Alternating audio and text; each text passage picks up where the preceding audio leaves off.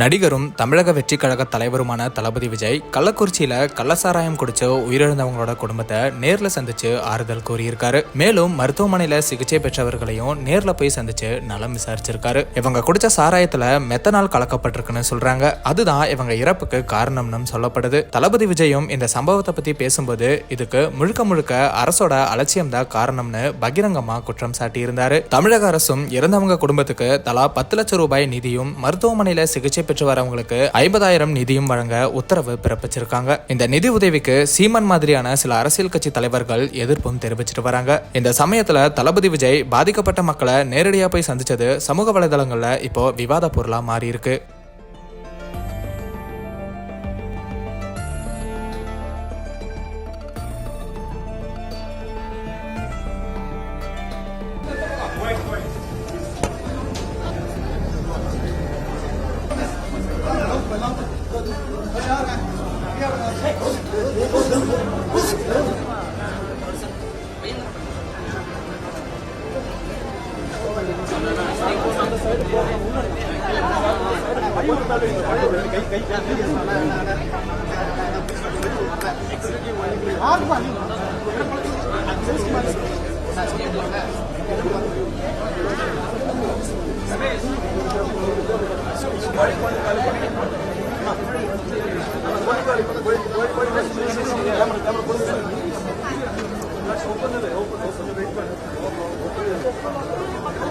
Sure.